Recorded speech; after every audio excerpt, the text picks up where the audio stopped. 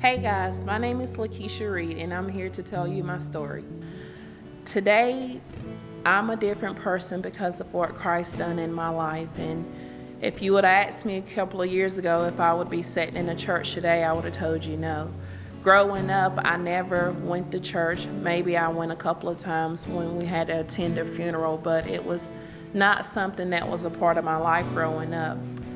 A couple of years ago, just like always, God was working in my life without me even knowing. I got invited to a class for Habitat for Humanity. So I attended the class that night, not knowing that God was having me to attend that class to meet a need in my life.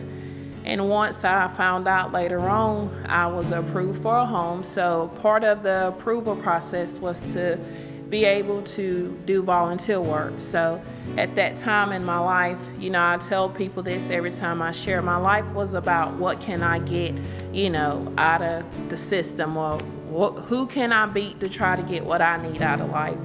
And so that time I started going to the Gainesville Care Center because I knew that they allowed volunteers to come in.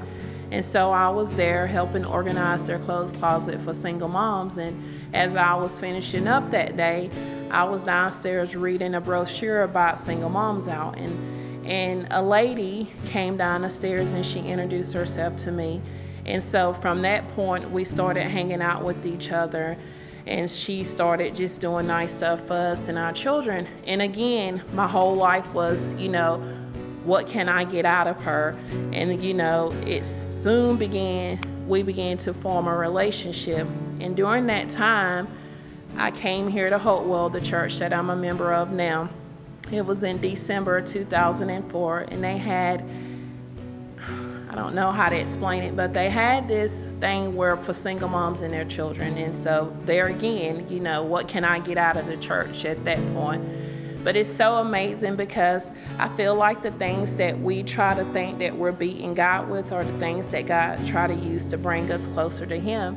And so that night we came in and they had it all decorated for us and they fed us and our children were here and they stayed in a nursery area with people. So during that time, they done pedicures for us and everything. And later on, they had a massage room set up, so I went in to get a massage, and first time I ever had a massage in my life or whatever. So I go in, and this lady was in there, and her name is Rebecca Maddox, and I'll never forget, she said to me, "Can I pray for you?"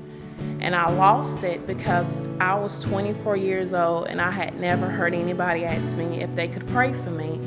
And so, to be honest with you, I can't even tell you what she said. I just know that night my life was altered. And I remember coming out and I remember crying, and I remember, here was Alicia and several of the ladies there that night, and they were, crying, but they also was smiling and laughing. And so the thought was in my mind, like, why are these white people crying? Why are they laughing? I'm crying because I associated tears with sadness, but I didn't know that angels rejoiced in heaven over salvation. Again, that was the first time that I ever heard that. And I remember that I was just changed. Like I had a Bible, I didn't even know what it meant anything. And I remember I used to call Alicia and I used to say, "Could you help me understand this?" Y'all, I didn't even know what it meant.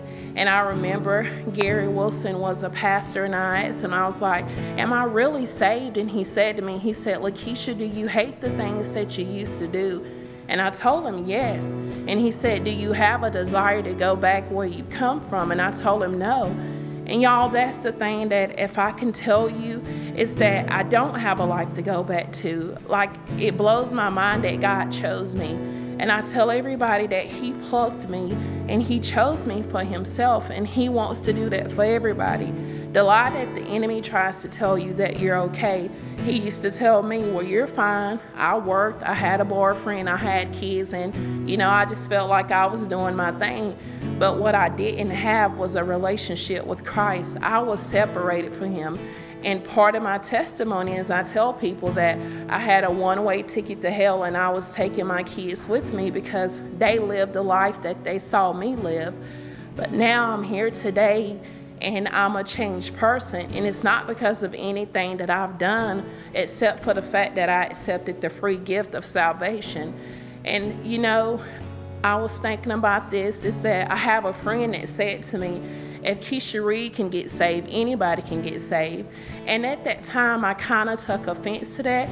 But later on, I realized that she really was giving my Savior props, because if he can save me, he can save anybody. And I just want you guys to know that, because tomorrow's not promised to any of us. And it's one thing that I share with my kids all the time, that there are two main events that are going to take place in your life, and that's birth and that's death. And in between those events, what you choose to do will determine whether or not you spend eternity in hell or eternity in heaven. So I want you guys to hear my story, to know that your life can be changed too. And I want you all to know that all you have to do is choose Jesus. And when you choose Jesus, you're sealed. My name is Lakeisha Reid, and I'm a changed life.